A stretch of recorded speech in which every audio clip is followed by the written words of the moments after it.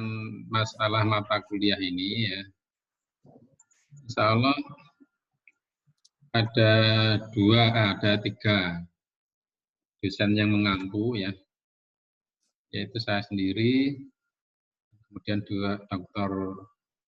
Hajah Rasda Diana, LCMA, kemudian Dr. Muhammad Latif ya. Dan nanti kita buat menjadi 15 kali pertemuan ya. 15 kali pertemuan dan masing-masing kita itu nanti 5 kali pertemuan ya. Kebetulan dalam kesempatan ini saya mendapatkan amanah ya untuk menjelaskan ya. Untuk menjelaskan kira-kira profil mata kuliah filsafat politik itu kayak apa itu nanti. Terus metode pengajarannya kayak apa nanti ya. Sekalipun ini sifatnya tidak final, nanti akan ada juga penyempurnakan atau penambahan dari baik Ustadzah Rasda Diana maupun Dr. Latif ya. Tapi nanti masing-masing dari dosen itu memberikan materinya, ya. Kemudian masing-masing dosen memberikan evaluasi, ya, evaluasi. Sedangkan untuk langsung saja saya paparkan dulu ya. Untuk evaluasi ya, atau saya ini ada 4 poin ya. Pertama adalah partisipasi dan kehadiran itu 20%, rangkuman artikel jurnal itu 40%, paper 20%, ujian atau tugas akhir itu 20%. Nanti bisa dan itu. Berarti kalau nanti 3 ya berarti tentu dapat tugas 3 kita bagi, nanti hasilnya nanti akan ketemu. Kira-kira begitu ya. Oke, saya ingin memulai tentang apa yang dimaksud dengan filsafat politik ya. Mata kuliah ini dirancang untuk mengeksplorasi teori-teori yang berkembang dalam filsafat politik kontemporer dan menelaah ilmu isu-isu aktual dalam kehidupan politik. Asumsinya adalah bahwa filsafat politik bukanlah spekulasi abstrak yang tidak berpijak pada dunia nyata, melainkan suatu studi yang terkait erat dengan penilaian-penilaian moral dan praktis dalam kehidupan sehari-hari. Saya masih memulai memperkenalkan filsafat politik itu dari filsafat barat ya. Jadi ini yang tertulis itu sifatnya tentatif, bisa ada tambahan, terutama dari para pemikir Islam ya. Para filosof politik ya modern seperti Rawls ya, Durkheim, Nozick, Walzer, Marx, Hawking dan dengan cara masing-masing telah merubah dan memperbarui berbagai ragam tradisi ideologis yang mereka wakili. Kita akan memusatkan perhatian pada pandangan mereka tentang nilai-nilai yang menyadari kehidupan politik, yang mendasari ya kehidupan politik, visi mereka tentang masyarakat yang baik, good society, dan pertanyaan tentang apa prinsip-prinsip keadilan, principle of justice, dan bagaimana mengembangkan distribusi kekayaan, serta secara adil, serta berbagai konsep penting lain seperti hak, persamaan, kebebasan. Itu kira-kira nanti yang jadi fokus kajian kita. Maka ketika kita bicara soal hak, kita bicara soal persamaan, bisa kita kebebasan, itu bisa kita lihat dari berbagai perspektif ya. Nanti ini yang menarik. Apakah perspektif Barat, apakah perspektif Islam, atau apakah perspektif Indonesia ya. Nanti seperti ya. Kita di Unida ada Islamisasi ya. Nanti gimana kita memahami ya ini dengan perspektif Islamisasi. Saya secara definitif mencoba memilahkan 3 tadi, baik perspektif Barat, perspektif Islam maupun perspektif Indonesia. Ini sedikit saya angkat kenapa perspektif Indonesia kita pakai, karena kadangkala baik perspektif Barat, Islam maupun Indonesia tidak berbanding lurus ketika kita memahami tentang apa itu namanya persamaan. Kuliah ini terdiri dari dua bagian. Pada bagian pertama akan dilakukan usaha memahami apa filsafat politik. Dalam hubungan ini menelaah atas pengertian objek dan pendekatan filsafat politik akan dilakukan. Bagian kedua akan membicarakan teori-teori filsafat politik yang mencakup utilitarianisme, persamaan liberal, libertarianisme, komunitarisme, ya, marxisme, dan kritik feminisme. Ini poin-poin yang ingin kita sampaikan ya, dari makanya nanti seperti yang sudah saya sampaikan tadi, di mana perspektif Islam, di mana perspektif Barat, ya ketika misalnya ketika mereka menjelaskan, ya mendeskripsikan tentang apa itu, tentang keadilan, ya tentang masyarakat yang baik, ya tentang kebebasan, tentang persamaan, dan sebagainya. Oke, ini saya kira ini sedikit saya tambahkan ya. Mata kuliah ini ya, seperti saya sampaikan ya, adalah mengeksplorasi pertanyaan-pertanyaan penting yang ditangani filsafat politik dan mengamati jawaban yang diberikan filsafat politik zaman Yunani kuno hingga dewasa ini. Sejumlah topik yang menjadi kajian filsafat politik tradisional seperti kekuasaan politik dan bentuk organisasi bersama masih akan ditelaah dalam kuliah ini. Tapi kuliah ini terutama akan diarahkan untuk mengembangkan studi filsafat politik yang lebih jauh. Kita akan membahas gagasan para tokoh filsafat politik yang seperti yang sudah saya sebut di atas tadi.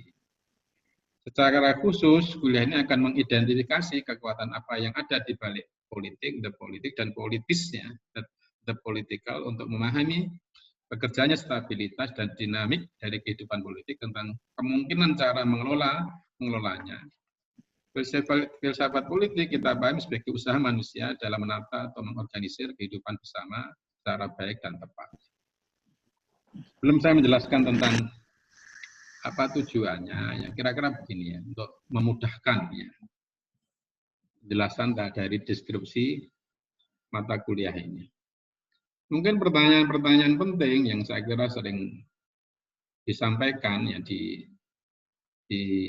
pertanyaan dari kalangan akademisi atau pertanyaan di kalangan masyarakat itu, misalnya saya ambil contoh. Kenapa misalnya Indonesia yang secara statistik itu mayoritas Islam, ya. Tetapi kenapa begitu sulitnya misalnya secara politik, secara ideologis, Islam itu misalnya susah sekali diterima ya dalam sistem politik di Indonesia misalnya. Itu loh yang saya kira nanti teman-teman mahasiswa magister akidah filsafat itu bisa membongkar, artinya bisa membedah kira-kira persoalannya di mana. Kan kita nggak bisa melihat, makanya di politik itu kan ada bisa dipahami dengan pendekatan namanya pendekatan klasik ya. Pendekatan klasik itu melihat dari sisi misalnya baik tidak baiknya. Politik yang baik itu kayak apa? Yang bermoral itu kayak apa? Tapi kemudian muncul di dalam politik itu muncul namanya pendekatan kelembagaan. Yang penting melihat perilaku, melihat politik itu dari sisi legal format ya. Kalau memang yang namanya Islam ya mestinya dasarnya adalah Al-Quran dan Sunnah. Kalau bukan itu berarti ya bukan Islam. Itu kan legal format. Nggak ketemu itu. Ya tadi, nyatanya mayoritas, tetapi ketika ditarik secara statistik mayoritas, tapi ketika ditarik dalam konteks politik, ya ini karena filsafat politik ya, kemudian kita tarik dalam konteks ideologis, itu tidak serta-merta, itulah yang menjadi perhatian menarik saya kira di dalam filsafat politik. Oke ya. Nanti saya coba nanti kita kembangkan dulu. Saya lanjut ya.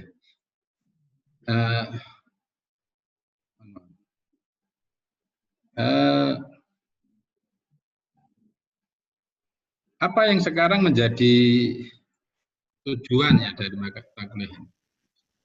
Setelah menyelesaikan mata kuliah ini, mahasiswa diharapkan pertama menangkap esensi dari pertanyaan, problem, filsafat politik, dan dapat mengartikulasikan perbedaan atau persamaan isu-isu filsafat politik dari ilmu politik dan ilmu sosial atau ilmu kemanusiaan yang lain. Menangkap esensi dari pertanyaan atau problem filsafat politik dan dapat mengartikulasikan perbedaan atau persamaan isu filsafat politik dari ilmu politik dan ilmu sosial atau ilmu kemanusiaan yang lain. Ya.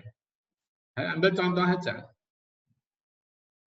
Makanya tadi mayoritas itu Islam. Tapi ketika telah terbagi itu ada yang memang kalau kita nanti kita paparkan, misalnya ada orang yang Islam tetapi hanya justru sama sekali tidak menggunakan Islam sebagai identitas politiknya. Mohon maaf saja, misalnya kita ambil contoh dalam konteks Indonesia itu, misalnya kayak PDI ya, Golkar ini filsafat politik kan, saya harus menyebut PDI ya, Golkar, kayak Gerindra, itu kan jelas-jelas yang tidak menjadikan agama sebagai sebuah identitas politik, tapi itu mayoritas. Oke. Kemudian yang kita tangkap pada level yang kedua, ada sebagian misalnya tetap menerima Islam, tetapi secara ideologis itu menerima paham-paham yang lain. Saya menyebut adalah pluralistik ya, pluralistik. Muncul Partai Amanah Nasional, PKB ya, Partai Kebangsaan, PKB itu kan pluralisme yang dikembangkan. Makanya yang menarik nanti dalam kajian filsafat politik itu kenapa yang justru dalam konteks masyarakat Indonesia yang mayoritas Islam secara statistik tadi itu justru kekuatan-kekuatan politik ya, kekuatan-kekuatan secara ideologis dan politik itu justru besar ya. Tapi yang mencoba mengakomodir ya kepentingan tadi ya, pluralisme itu kan nilai misalnya menempatkan agama sebagai isu-isu personal ya. Hanya kelompok menengah saja kan. Kelompok menengah saja. Atau yang kedua kalau kita tarik lagi ke level berikutnya, ada juga yang menerima Islam sebagai sebuah identitas. Saya P3 ya. Kemudian kedua adalah misalnya PBB yang menempatkan Islam sebagai dasar partai politik. Tapi juga tidak besar amat gitu loh. Ini menarik ya nanti. Coba kita. Nah. Makanya ada yang menyebut Islam hanya sebatas simbolik ya, dasar. Tapi perilaku atau kebijakannya tidak menggambarkan nilai-nilai ajaran Islam, tapi justru pro ya, misalnya terhadap kekuatan-kekuatan politik yang besar tadi. Itu nanti coba kita lihat. Apa yang menarik dalam konteks Indonesia, misalnya ada fenomena PKS. Bisa dengar ya? Punya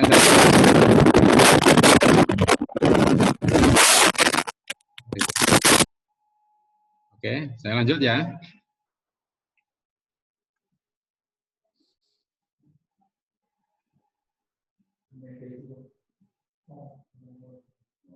Yang kedua, yang berikutnya adalah dalam konteks apa? Tadi ya, fenomena PKS.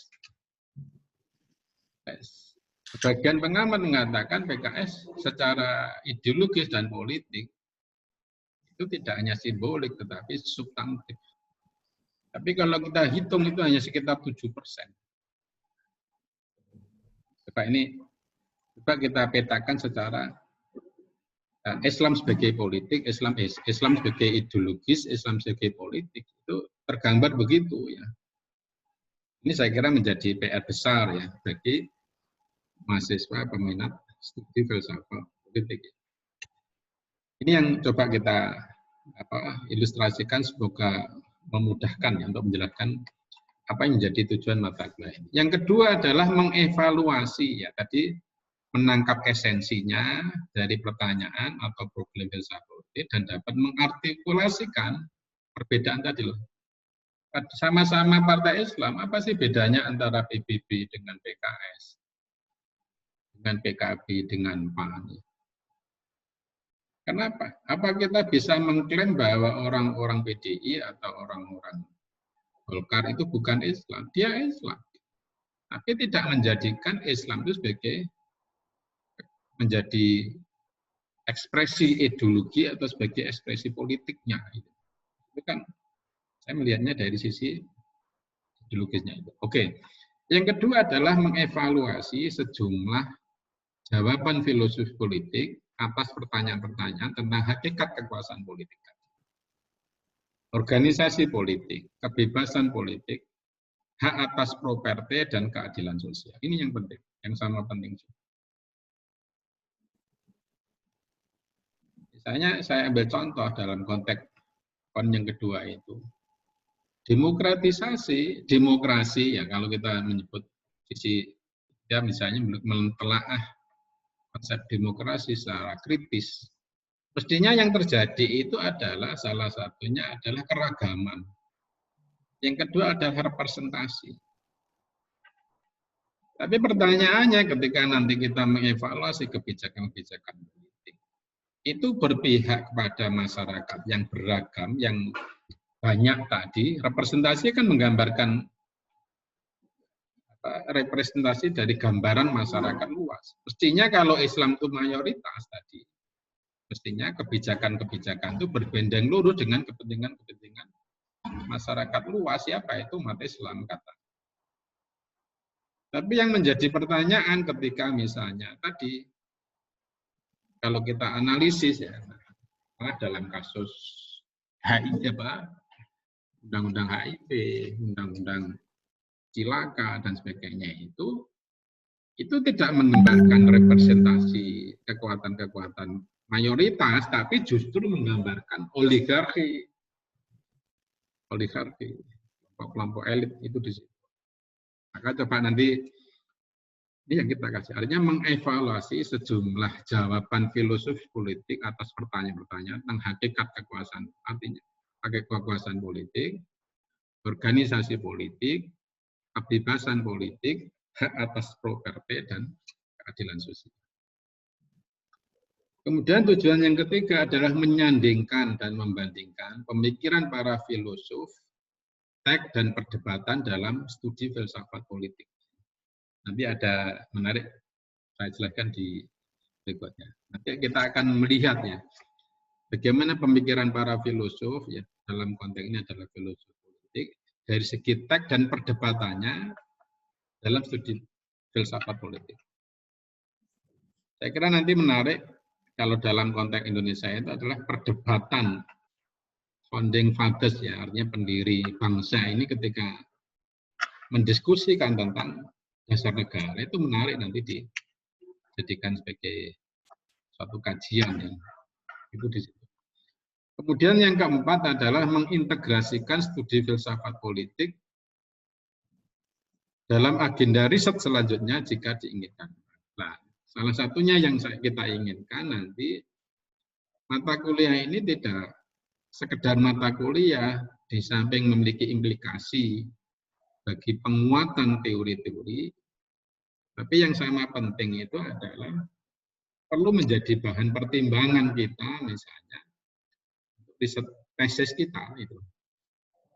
Integrasikan studi filsafat itu dalam agenda riset selanjutnya jika selama ini kan tentang tasawuf ya, tentang apa itu sudah bagus ya, tentang apa Said Naqwit al-Atas ya bagus.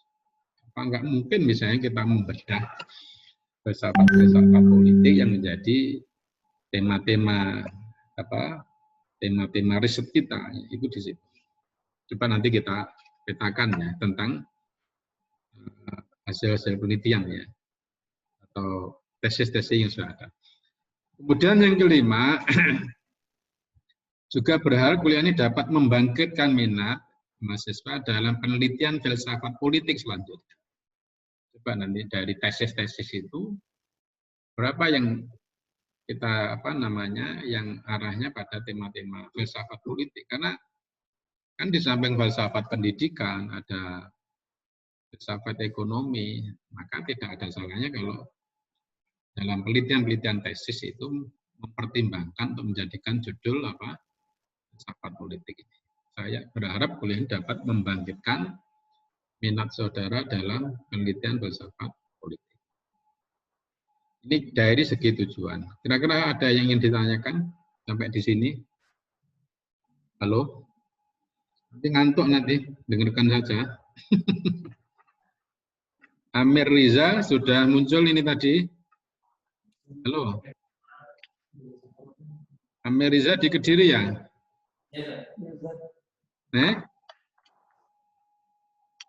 Coba ini videonya diaktifkan biar saya tahu. Nah, Amir Hidayatullah di mana ini? Antum di mana? Amir Hidayatullah.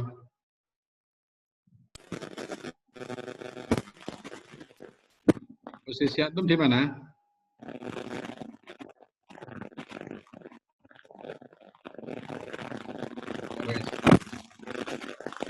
Oke ya. Chatnya ya ditulis nama-namanya. Amir Reza. Halo Amir Reza. Hadir. Ya. Coba videonya dianukan. Diaktifkan. Biar saya kenal. Ini kan pertemuan pertama nih lah. Di tempat yang gelap ya antum. Antum di mana ini? Gontor 3. Oh, Gontor 3. Kediri ya? Oke. Malah foto saya hilang ini. Biasanya di restart muncul lagi. Oke ya, saya lanjut. Jangan tidur ya. Kemudian berikutnya yang ingin saya sampaikan.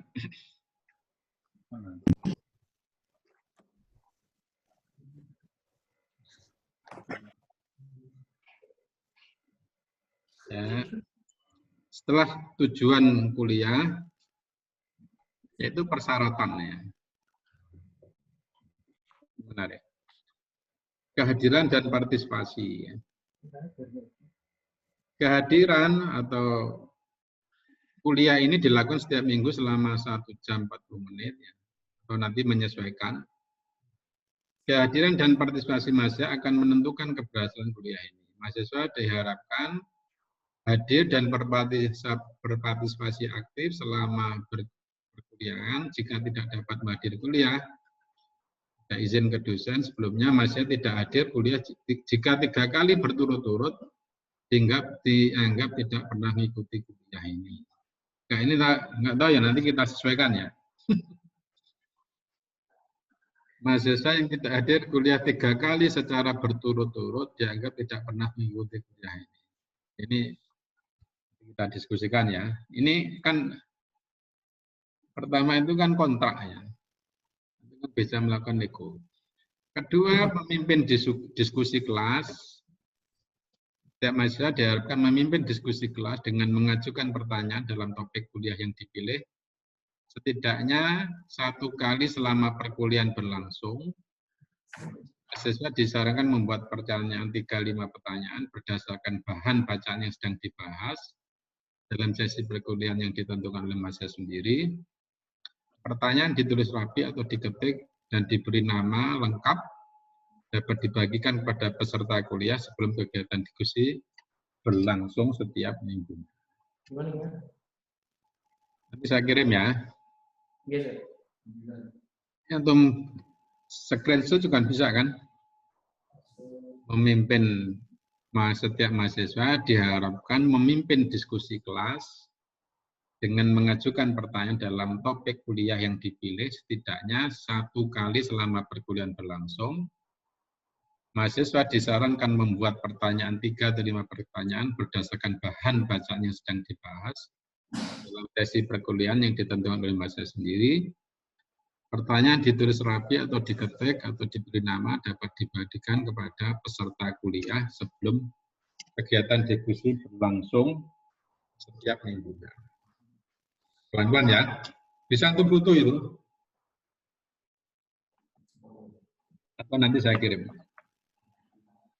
Mungkin nggak kita buat grup kelas ini? Atau sudah punya grupnya? Sudah ada, Nah, boleh saya dimasukkan untuk khusus mata kuliah filsafat politik. Nanti biar sampai juga. Oke ya. Ya. Kemudian yang ketiga, 1 AB ya, berarti yang kedua. Setiap mahasiswa diharapkan menyerahkan 4 buah rangkuman dari artikel, teks, atau jurnal yang berhubungan dengan topik atau tokoh yang dibahas dalam kuliah kepada dosen. Berarti kan asumsinya memang sudah mulai dituntut aktif ya untuk membaca, merangkum dari artikel jurnal ya terkait dengan topik atau tokoh yang dibahas dalam kuliah. Mahasiswa dengan demikian diharapkan dapat memperluas bacaan dengan mencari bahan-bahan bacaan sendiri yang tidak dibahas dalam kelas tetapi relevan dengan topik perkuliahan. Ini ingin saya sampaikan. Makanya di sini kalau di S3 itu kan keberanian untuk berteori. Kalau S2 itu menurut saya itu adalah bagaimana kemampuan untuk mengembangkannya dari apa yang disampaikan oleh dosen. Kalau S1 itu kan kemampuan memahami apa yang disampaikan oleh dosen. Misalnya kalau dikasih bacaan 4 buku, ya 4 buku. Dan dikuasai itu S1. Tapi kalau S2 itu, maksudnya kalau dikasih 1 buku, itu bisa mengembangkan 4-10 buku. Itu namanya pengkayaan. Seperti ya maksudnya yang ini. Rangkuman terdiri dari 1 sampai 5 halaman diketik. Ini bisa diatur ya. Dan disertakan kopi bahan bacaan yang dirangkum. Setiap rangkuman setidaknya berisi judul lengkap artikel, nama pengarang, argumen utama, pendekatan yang dipergunakan, poin-poin atau ide pokok, kontribusi pengarang, dan studi filsafat politik. Kontribusi pengarang pada studi filsafat politik. Ini kan 4 jurnal ya. Jurnal internasional ya yang kita minta. Itu yang kedua. Yang ketiga, paper, mahasiswa akan diminta menulis paper 10-12 halaman. Ini aturannya nanti bisa dianukan. Paper hendaknya membahas isu atau problem dalam filsafat politik yang menarik perhatian mahasiswa dan mengandung analisis atas isu atau problem yang dihadapi dengan mengintegrasikan bahan kuliah yang relevan atau penelitian secara mandiri. Paper merupakan tulisan asli untuk tulisan kuliah. Paper akan diawalasi berdasarkan kriteria sebagai berikut. Ada 4. Kejelasan dan kesesuaian relevan dari pertanyaan dan argumentasi. Yang kedua, relevansi, signifikansi, dan kedalaman diskusi. Yang ketiga, bukti keterampilan analisis. Yang keempat, organisasi, koherensi, dan keseluruhan paparan presentasi. Ini 4 poin ya, kaitannya dengan paper. Sedangkan ujian akhir, ya, kalau kalimatnya nih, ujian akhir dilakukan sesuai dengan jadwal ujian resmi. Ujian akhir mencakup pilihan ganda, identifikasi konsep, esai singkat. Bahan yang dipelajari untuk ujian akhir akan ditentukan kemudian dalam ruang kelas. Tapi gini, Saya wacananya tidak begini ya. Wacananya adalah antum membuat sebuah artikel kaitannya dengan filsafat politik, itu dipublikasikan di jurnal ilmiah.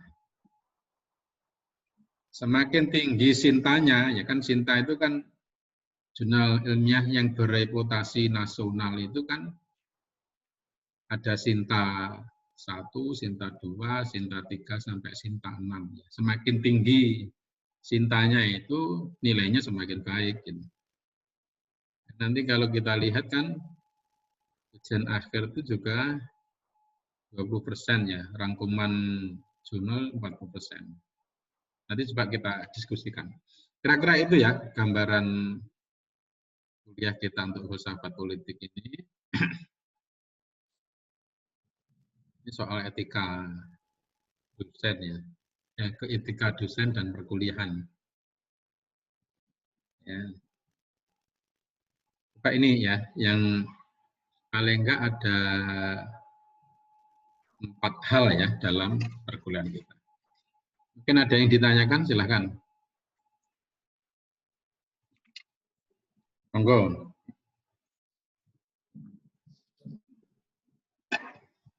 Halo, Anissa, ada yang disampaikan? Sendiri nanti ngantuk nanti antum. Halo Anissa. Halo Ustaz. Ya, ada yang disampaikan Anissa? Belum? Belum Ustaz. Ya. Yang lain kira-kira? Amir? Atau yang di kelas? Ada yang ingin disampaikan? Amir Reza, ada yang disampaikan?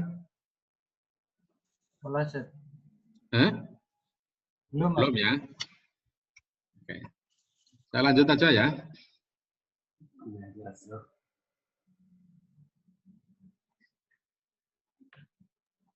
Ya, setelah tujuan ya, kemudian tadi persyaratan, sistem penilaian, itu begitu saya sampaikan sekalian ya. Kemudian yang berikutnya adalah kaitannya dengan, ini sebenarnya kode etik ya, mengingat kuliah ini melibatkan beragam perspektif teoritis, kita akan mendengarkan banyak sekali pandangan yang berbeda sepanjang perkuliahan. Tapi ini saya kira